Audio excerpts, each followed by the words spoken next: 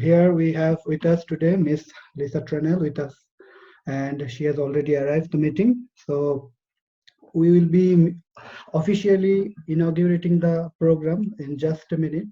So as you know that the AAPG, University of Dhaka Student Chapter, is a student organization of AAPG funded by the American Association of Petroleum Geologists. And every year during this period, we have some programs going on into our university. But as this year, during this COVID-19 period, it is not possible for us to arrange something like that. That is why we have shifted to a virtual platform.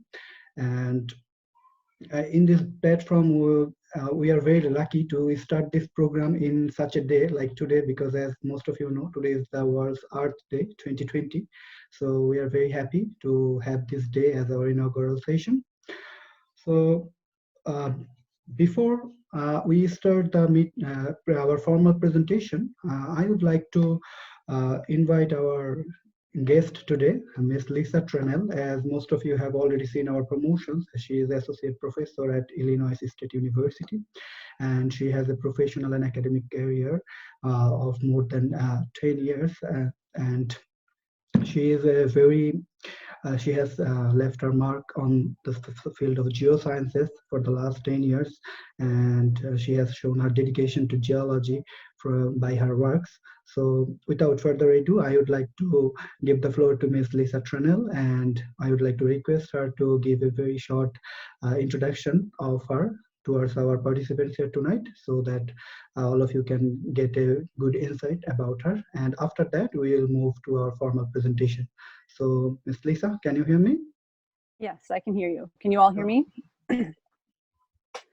Okay. Yeah. So I have been working at Illinois State University since 2010. Before that, I did my PhD at Virginia Tech, looking at geomorphology, geochronology, and active tectonics. And before that, I was actually doing structural geology in Illinois, the central United States, in structural geology. So my background is kind of varied. I'm interested in a lot of aspects of geoscience. And I've worked with grad students. I'll present today some of the work that I've done with my grad students in the Teton Mountains in Wyoming.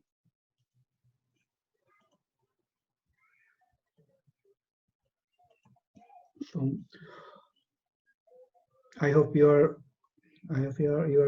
You're done. You're done with the introduction. Yes. Go ahead. Yeah. Okay.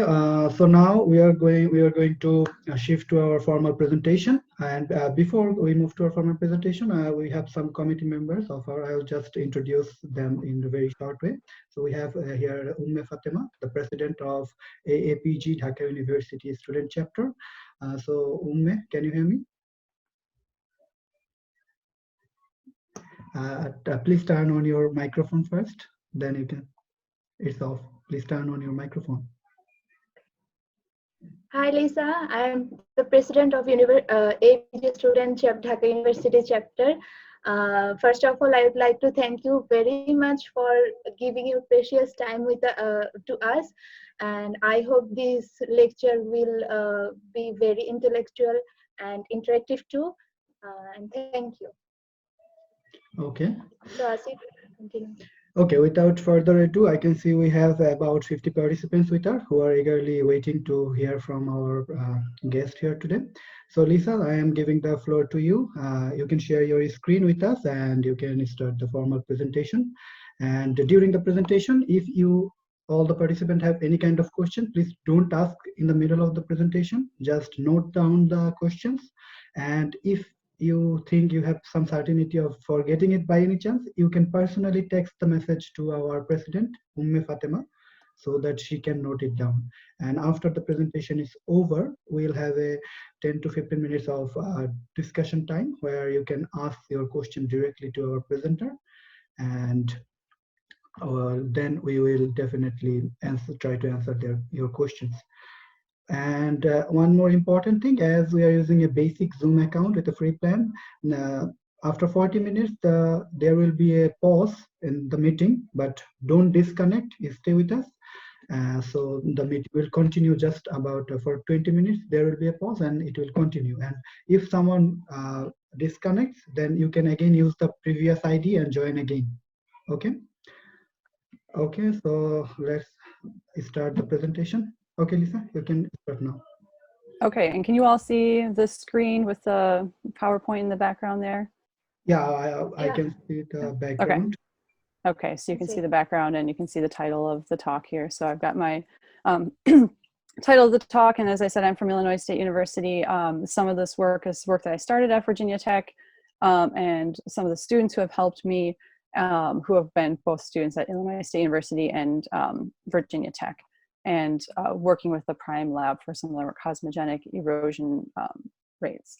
And so, as it's Earth Day, one of the things that I look at are these processes that change the surface of the Earth.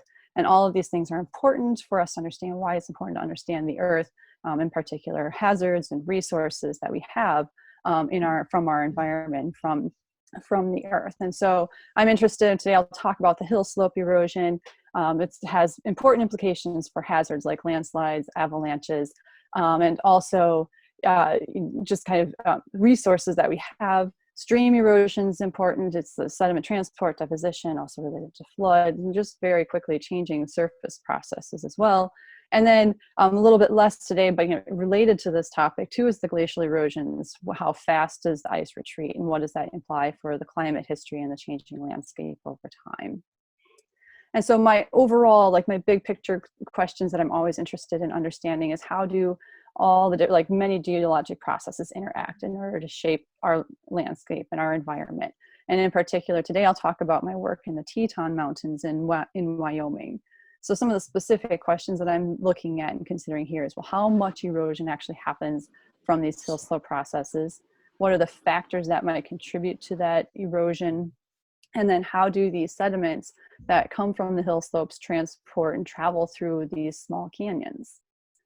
So the Teton Range, this little mountain range where I'm working, is in western Wyoming, and it has a long geologic history. It started, the rocks that are in the core in the center of the mountain range that I'm looking at are Precambrian basement rocks that are more than 2 billion years old.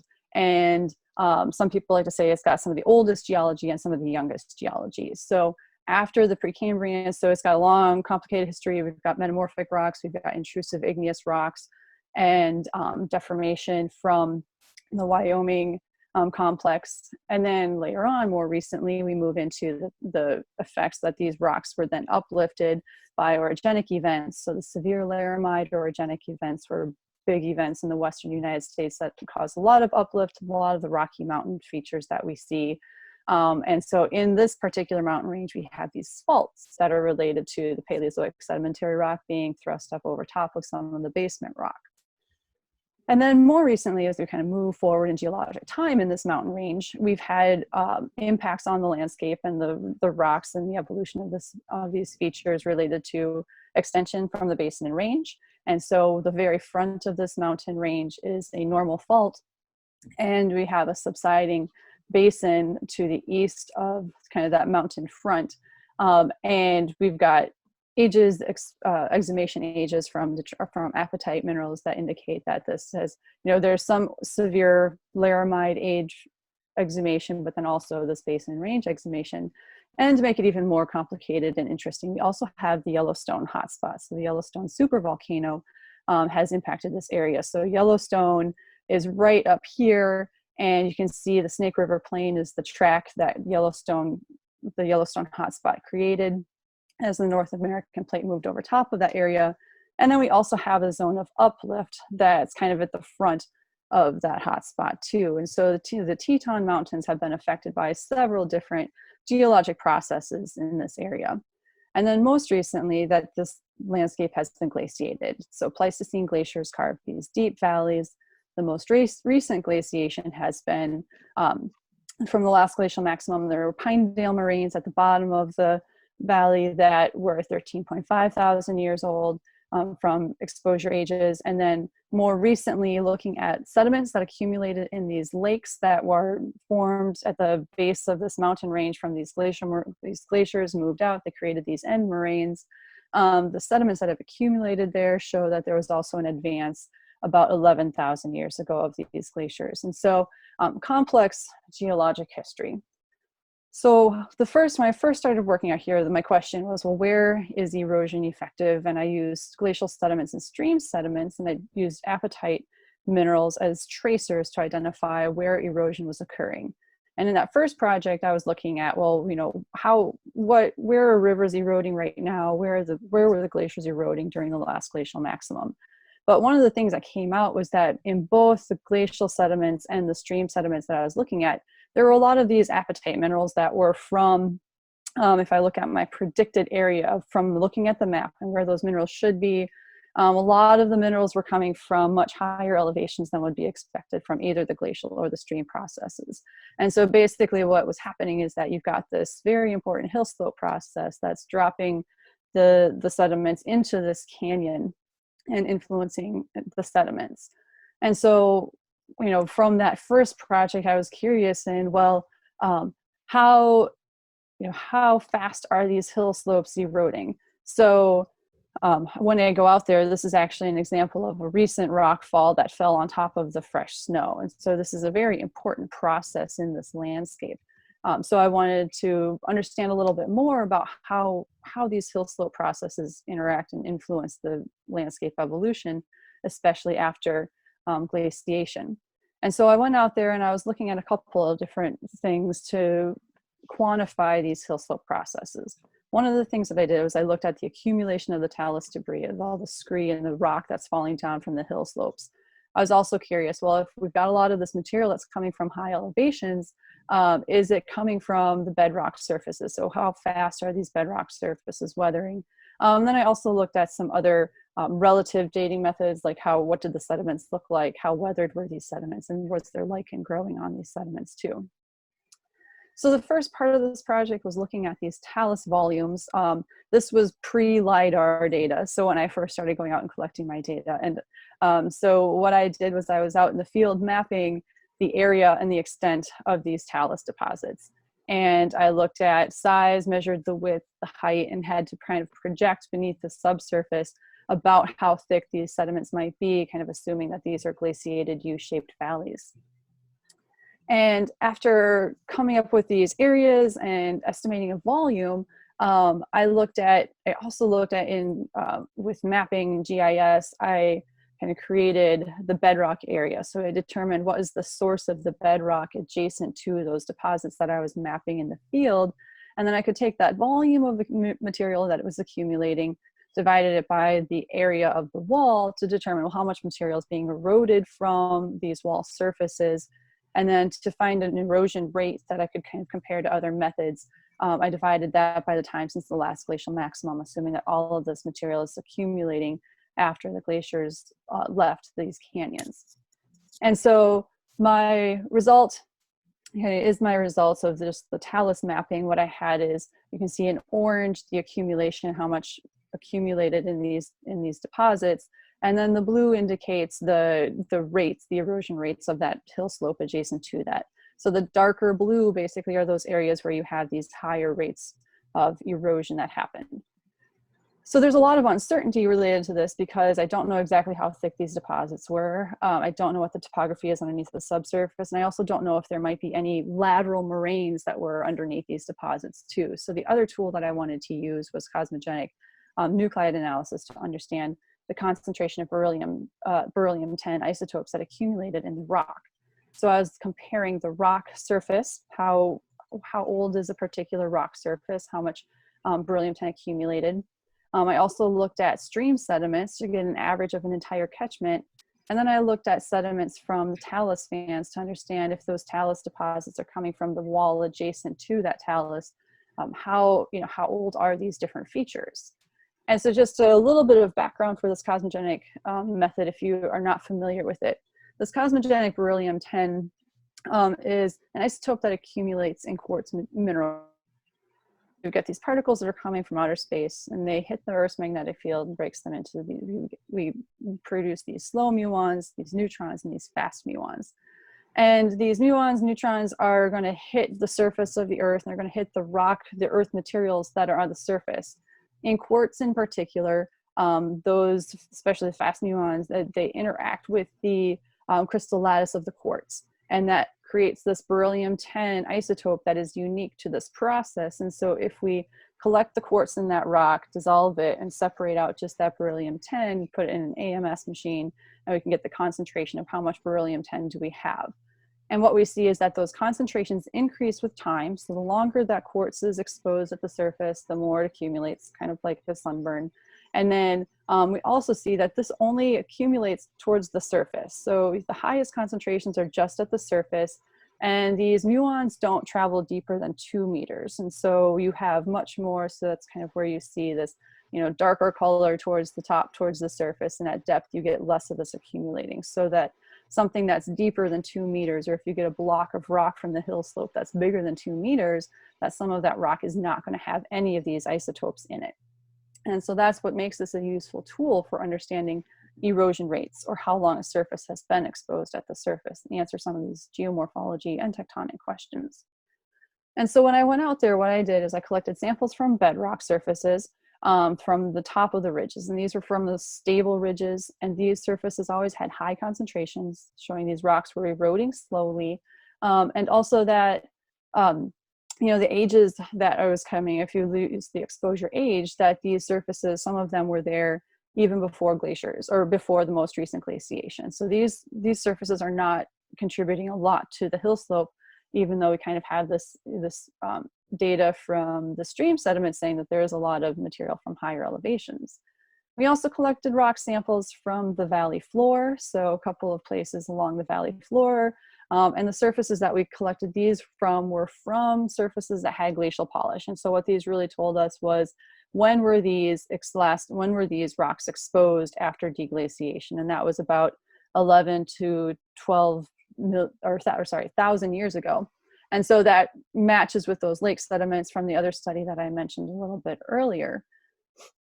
And then the last kind of preliminary method that I used was to look at the concentration of those isotopes in the stream. And so by collecting the stream sediments, the idea is that we can get an average erosion rate across the entire catchment, that's something that represents every surface, but that assumes that all of the surfaces in that canyon are giving an equal amount of sediment into the stream system, and that is being transported all the way down to the end of the stream channel. And so we've got these kind of slow erosion rates on the ridges. We've got the what's in the streams, and we've got what's in the bedrock, but we're kind of missing those really steep hillsides that you might have. And so I wanted to look a little bit deeper into, well, how do these active hill slope processes contribute to this landscape? And because it still seems like it's an important process that's kind of missing in this puzzle. And so what I did was I collected about pebble-sized kind of blocks of rock across the talus deposit and kind of accumulated them all together, similar to just collecting a bag of sediment from the stream channel, and came up with, or used that material to get the concentration of the beryllium-10 isotopes for these talus deposits. And so kind of the prediction was, or if I look at all these different surfaces that we have, that if we're looking at, what ends up into that stream channel, if everything were eroding equally, you would have this combination of sediments coming from all these different surfaces, right? So we've got the dark blue representing the highest ridges, where we had high concentrations, erosions happening really pretty slowly along these high ridges. We have the concentrations from the valley floor, which are the bedrock surface. So if that bedrock surface is eroding, it was just exposed most recently because after the glaciers, so assuming that the glaciers kind of took off anything else and that those glaciers eroded to that 2-meter depth, so everything is kind of brand new and fresh on that valley floor, we basically have those ages that we could kind of say, okay, or not ages, but the concentration of isotopes we should get from the ridges, a concentration we should get from the valley floor. And then if we look at the different surfaces, so my colors are matching my map here. So these red surfaces are these steep hill slopes. So that's below the stable ridges, but kind of above those really steep areas that are basically right above where we have the talus that's accumulating. So on these bedrock surfaces, this is the challenging part, that we're not really sure exactly what those concentrations should be. They must be eroding because we get all of this talus that's at the bottom, but there's probably some areas that are going to have ages that are similar to the ridges. If you go lower in the valley, some of these valley walls are steep because these glaciers scoured them. And so some of those valley, some of the ages along these valleys might be the same as the valley floor if they were scoured by the glaciers that were filling them.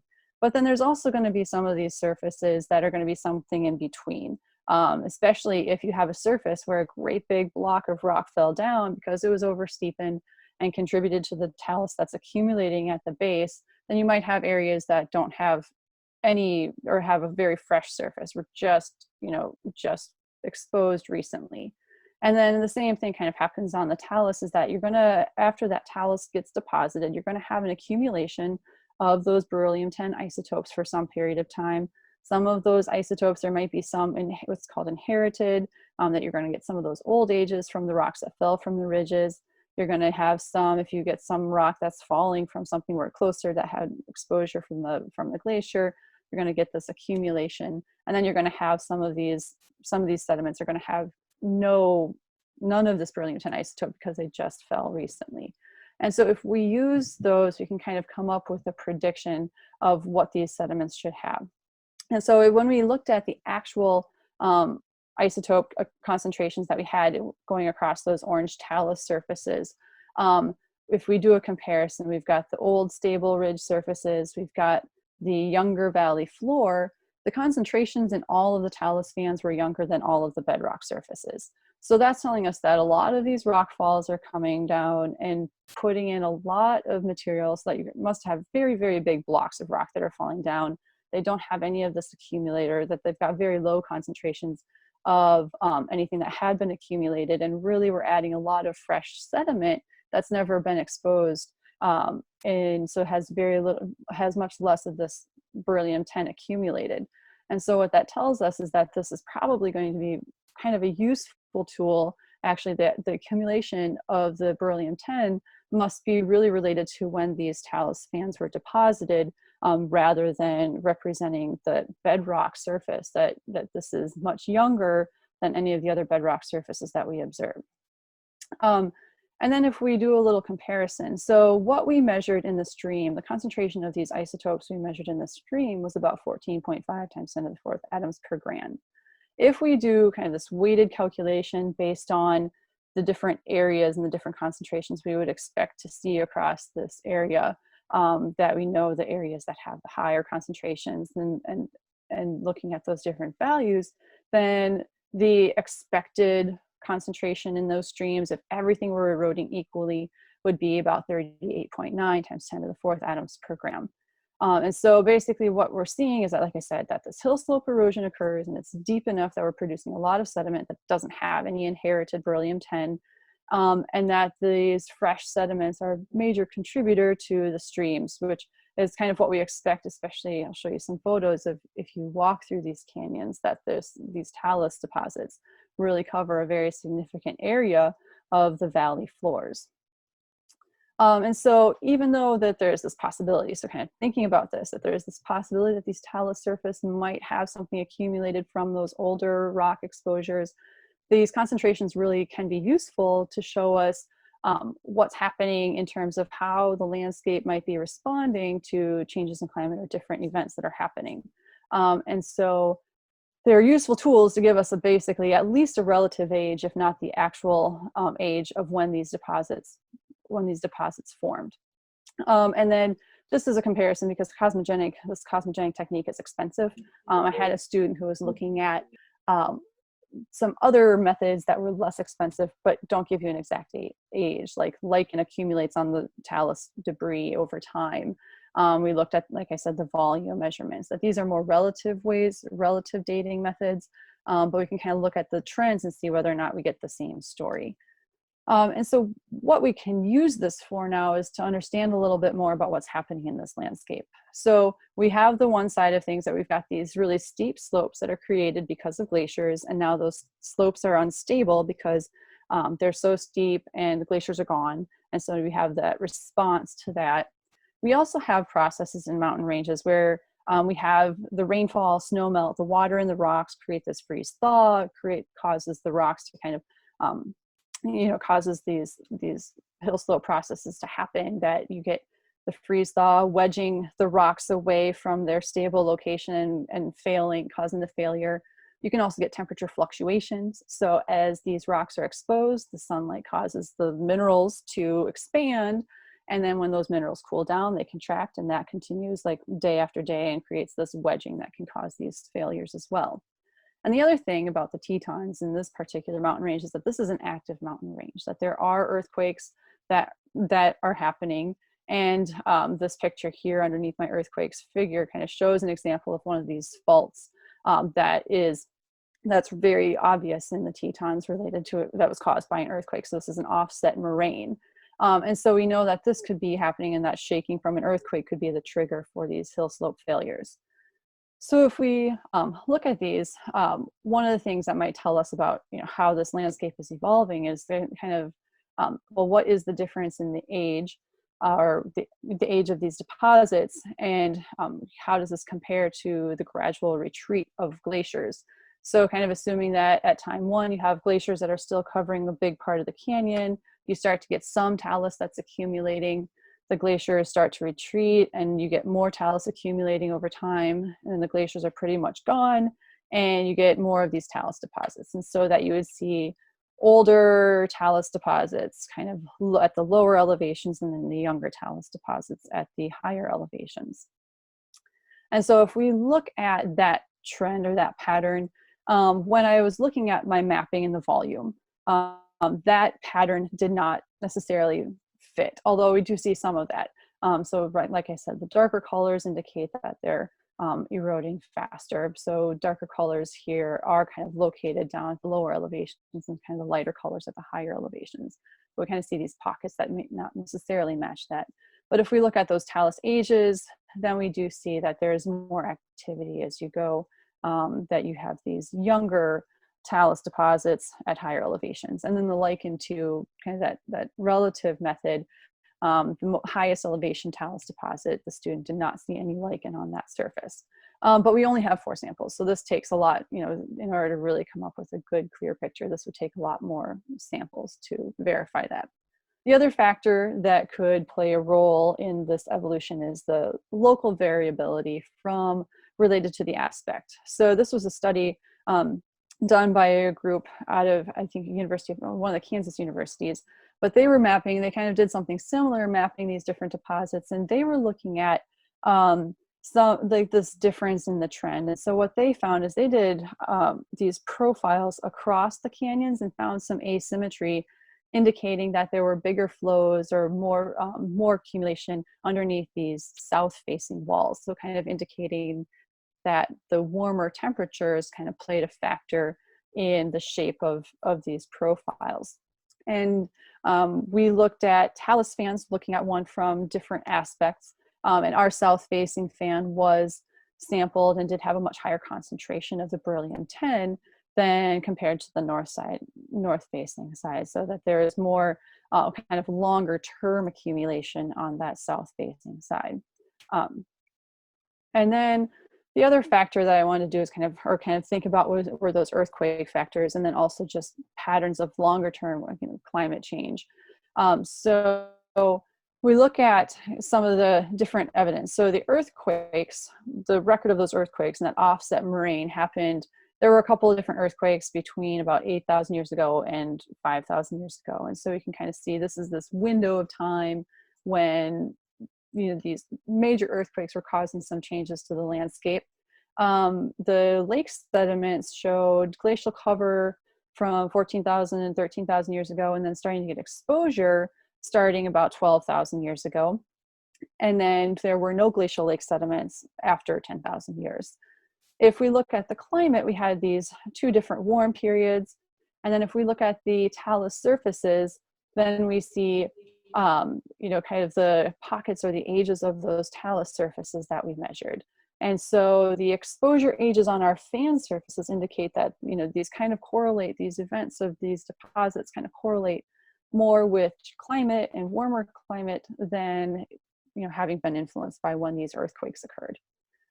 So, so that kind of tells us the story that that the climate is a big factor in what's controlling this landscape with these talus deposits. The other controls that could also be at play are the potential that you have bedrock controls. So the different types of bedrock, the different composition, the different structural fabrics that are in these rocks. The chemical erosion rates are also going to be a factor that might control how fast erosion is, or might control where these talus deposits accumulate. The rock strength itself related to the uniaxial compression, the spacing of these joints, and kind of I highlighted here some of the really major joints that you can see. So this is the Grand Teton closer to where I was working. This is a few canyons over. You can see this really strong structural fabric in the rocks, and that probably plays a role in where these talus deposits are accumulating as well. And if I look at this on maps, and kind of when I looked at that accumulation based on the volume and the area of these talus fans, that the largest accumulations were actually related to these areas where the rocks are probably weakened by these mapped faults that are observed in these rocks. And so the last process or part of this question that I was looking at was, well, how does all this material that accumulated affect the transport of sediments through these canyons? Because one of the things that we see is that you have all of this debris, all this material that's accumulating, and these streams are flowing over top of these talus deposits. And so I had another student, another couple of students, and I went out and looked at kind of the mechanics of the stream flow, where we looked at stream cross sections. We measured the area. We did surveys of the area. We measured the discharge in these streams. We looked at the sediment sizes. We compared the slope of these different areas, and we looked at the roughness. And we broke our stream channels into different classifications. So there were some areas where the water was flowing directly over top of these talus fans, and so all the material was flowing over top of this colluvial debris. And in Garnet Canyon here, you can see that there's the water source is annual snow melt, but a little bit farther up here, there are a couple of very small glaciers that still remain in these canyons. And so there is a little bit of glacial melt as well. The other classification that we had were these coupled streams, where one bank of that stream was where the water was flowing adjacent to one of these Hillslope deposits. And then we had a coupled by two banks where the water was basically flowing in between the talus debris. That was where the talus was coming down from both sides of the canyon, and the stream just had to flow right down in between the two of them. And so we looked at the size of the sediments. We tried to understand the efficiency of whether or not different sizes of sediments would travel all the way through these canyons, because one of the concerns, especially with those detrital sediments, or if we were looking at those concentrations of nuclide concentrations at the bottom of the stream, and they're supposed to represent the entire canyon, if you have accumulation in the stream channel because you've got these Hillslope deposits blocking the flow, then how representative is what you see at the end of the stream of the entire catchment? And so here's the profile that kind of shows too that the other challenge of this flow problem is that you have the glaciers had scoured and kind of flattened the slope of these canyons. And so we kind of focused our study at this flattened area of the stream channel where there was a lot of this talus accumulation. We measured the size of the grains. And what we did was we compared the critical shear stress to the boundary shear stress for moving different size sediments. And so with this study, we determined that any mineral that's any particle that's 2 millimeters, so sand grain sediments, are able to easily flow through these channels in kind of the typical stream discharge that we observed. We also did a comparison of different types of minerals. So like the zircon and the apatite minerals are the ones that are used for these kind of tracing studies. And as you increase the density of those minerals, it does become a little bit more challenging to move the bigger size particles. But basically anything that was quartz was able to be transported. So those beryllium-10 measurements, no matter what size, they should be able to travel from the higher elevations in the stream down to the bottom of the stream. So they are very efficient streams at transporting this material. And so I'll kind of summarize then. So our sediment volumes that were covering the floor indicated that we had about 1 millimeter per year of erosion from these hillslope processes. And the beryllium-10 confirmed that these hillslope sediments are contributing significant sediment to the fluvial system. Our higher concentrations in the stream sediments indicate that there must be some bedrock that is getting incised, or some of these beryllium-10 isotopes are coming from some surfaces that must have been exposed for a longer period of time, but we do have a lot of these younger sediments that are fresh from these hillslope deposits. And we can see too that these streams are effectively moving these sediments throughout the hillslope, and that the timing and the spatial distribution of this deposition is really related to warming climate, allowing this progressive increase of the accumulation of these talus bands, and also that these hillslopes are more susceptible to erosion during the warmer climate periods. So with that, I'm happy to answer any questions that you all might have for me. Okay, so I guess the presentation is end here. Now we are trying to move to our question and answering session.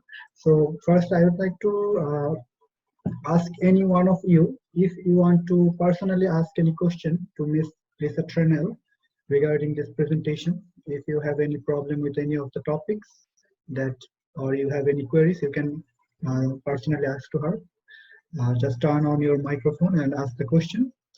And if someone is shy to ask any questions, you can just personally message our president, Umme Fatima. Then she will forward the text to Miss Lisa so that she can answer. So, I think one of our participants have question. So Golam Muqtadi bhai, please continue.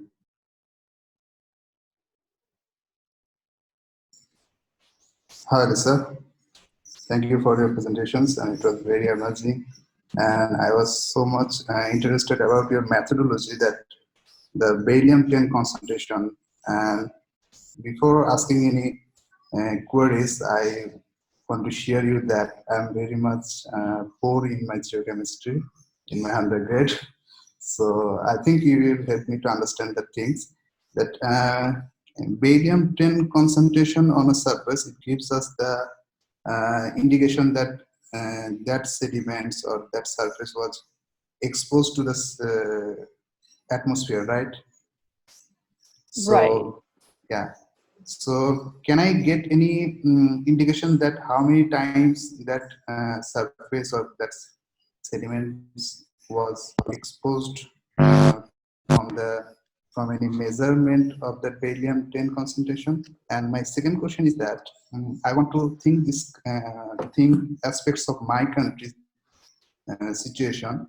Bangladesh is a deltaic condition, so here there are some rivers which is only carries water only the monsoonal period. So if I want to measure the sediment deposited on the parts of the rivers, so how many times it was exposed and how many times there was no water flow on that channel. So can beryllium-10 concentration help me out on that? That is my question. Thank you. Right. So how the beryllium-10 works is that, right, when the surface becomes exposed, that at that time it starts to accumulate the beryllium-10. So I guess the ease, or kind of like one example would be like if you had a fault and all of a sudden that rock is suddenly exposed because of the fault displacement. Now you're going to start fresh accumulation. And then so for the sediments, like you talked about with the streams, it will accumulate, and if it gets deposited and then gets completely abandoned, then it's going to sit there and it's going to accumulate that beryllium-10. So in that case of it being abandoned, it could help you date kind of the time of the abandonment of a river or a stream. You do have the challenge though with the stream sediments and some river systems that if it gets deposited and then it accumulates, but then it gets moved and gets deposited someplace else, that it's going to hold on to that concentration for some period of time. So it takes the decay rate is about 1.5, I think it's 1.5 1.5 million years. Oh, it's okay. Right? And Numerical so, terms is not so yeah, important. Yeah. so there is the possibility that if it gets moved around, you can't necessarily tell, like, you can't necessarily track the history of it being exposed and then buried and then exposed and buried, which may sometimes be a problem on bigger river systems. Okay. Smaller river systems kind of is a little bit of a simpler case. There is an isotope, there is meteoric beryllium-10, which is a little bit faster, that sometimes can be used too, but I'm only looking at kind of the slower, longer time processes with this beryllium-10. Yeah. Okay, thank you. Mm-hmm.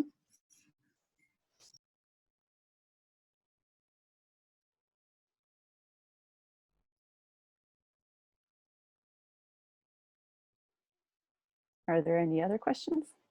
Asif, please unmute your audio. Okay. Hello, can you hear me?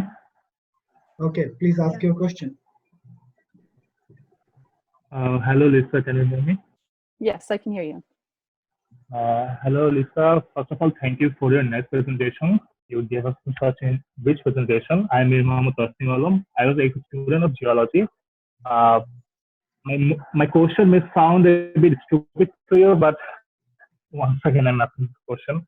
In the presentation, you said that the warmer climate is very much correlated with the callus deposit. Is this right? Right. All right. Does this make our mountains more vulnerable for the landslide? I mean, Bangladesh is a warmer country, and most importantly, warmer than the places that you have worked on. So what do you think? Are you more vulnerable for the landslide? So I guess in this particular, in my particular area, I think that there's, the one is that the warmer climate means that there's not the glacier there moving the sediments. So that's part of that warming. And then the other factor is, and this is not a study that I did, but a study that somebody else did, is kind of that the interesting fact that the expansion of the minerals by being exposed to the heat during daytime hours can cause this part of like the entire, like, other than, I guess I'm not going to say that global warming is going to make it a huge difference, or that it's going to suddenly start to increase a whole lot more, because I think there's a lot of other factors that that are also going to continue to play into that too. So that the longer term climate is definitely important, but faster and shorter term climate, I'm not sure that I'm not sure I'm capturing a short enough term to maybe completely answer your question. Does that make sense? Yeah. Okay. This is completely making sense. So yeah. Okay.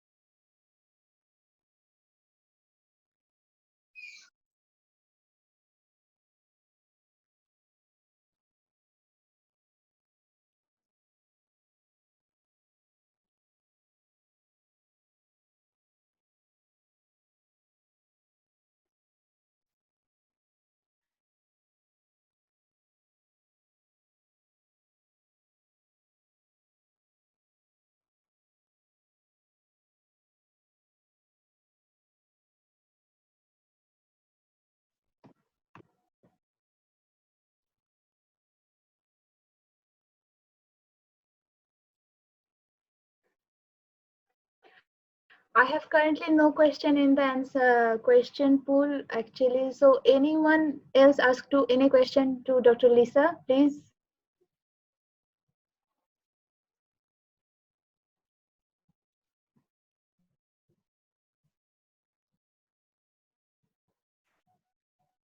Asif, please unmute your audio.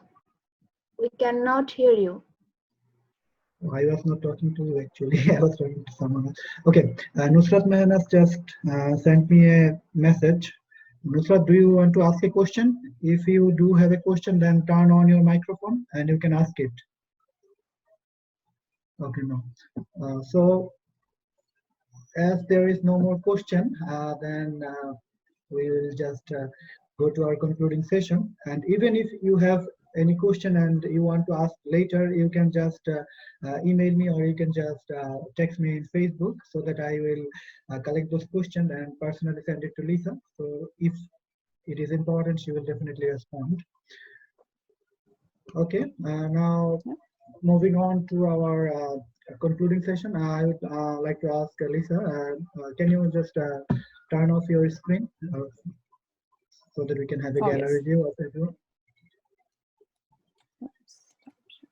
There you go. Okay, so it was really a nice session, and we have received response from a lot of participants. More than around 65 participants joined us here today.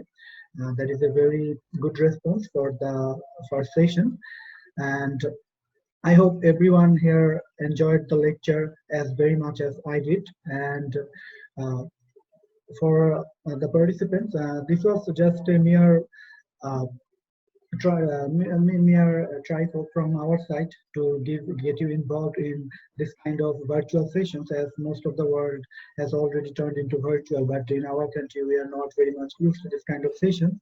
But in future, just let's prepare ourselves for this kind of thing, so that we can be very much introduced and we can be very much responsive towards this kind of programs in future. And I really appreciated your participant. There are a lot of freshman students here who really do not know much about geology right now, but still they have participated today. And also there are some students who are might be not that much good at communicating, and that's why they didn't ask any questions, but I know they have. But like I said, if you cannot ask it personally, then you can text us. We will just try to respond to your questions later. And we will now conclude the session. And before we do that, I would like to go to Miss Lisa Tranel and ask to her that how was her experience with us here today, and how did you enjoy giving a lecture to us, and how did you enjoy the interactions with our students. So Miss Lisa, it would be very kind of you if you can share your experience with us. Right. Thank you very much for participating. Like you said, I'm happy to answer any other questions if you all have follow-up questions and you want to kind of learn a little bit more. And I'm happy to kind of give additional responses to you all if you do want more information to follow up. I'm really glad to see all of this, this much activity and this much interest in this. This is awesome. And yeah, this is my first official presentation like this virtually online as well. So yeah, new times for all of us, no matter what, around here. So, but thank you very much for inviting me. I really enjoyed this opportunity. Okay, so before we end the meeting, just here is a little piece of information. All of you who have participated here with us tonight, we have a special recognition certificate for all the participants. So after I end the meeting, just go to our Facebook page and I will put a Google form link there. So the link will be available for around 1 hour. So within that 1 hour, I would request you to just fill up the necessary information in that form, so that we can send you your certificates via email. And we also have some other sessions later this week, and we'll try to continue this program as long as we can. And if there is any necessity that we can call Miss Lisa again, we'll definitely try to approach her again. So thank you very much. And as you know, today is the 50th year celebration of the Earth Day. So in this COVID-19 situation, you all know that we all are locked down into our houses. At the same time, the world has got a chance to heal, because we have made so much population, so many anthropogenic activities that caused so many harm to the nature. So during this time, the nature is healing itself. So it found a way to recover its lost stability. So let us not just pray for the survival of mankind, but let us all promise that from now on we will be very much careful to the nature, and we'll be very much supportive to the nature, and try not to harm the nature in a very effective way, and I'll try to make this world a better world again. So thank you very much, and I wish you good luck. So good luck, everyone. And Thank now, you, Lisa. Thank you, okay. Lisa. This was a very insightful session. Personally, I have learned about beryllium-10 concentration method for the first time, and I am personally interested in geochemistry. So hopefully, I will contact you in person, and I will try to learn about more about these. And so this was a very, I think, thought-provoking session. So thank you so much. So Great. we already have 9 more minutes. So if anyone want to express their feelings to Lisa, you can. So just come to the microphone and you can express your feelings with Lisa and how you feel about the session. We have 9 more minutes to complete the session.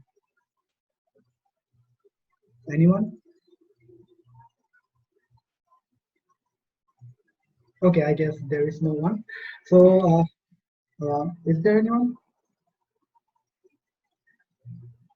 Okay. So without further ado, so now I will just end the meeting. So Lisa, thank you once again, and see everyone in our next session. Thank you very much. Have a nice day, everyone. Bye. Thank you all. Thank you.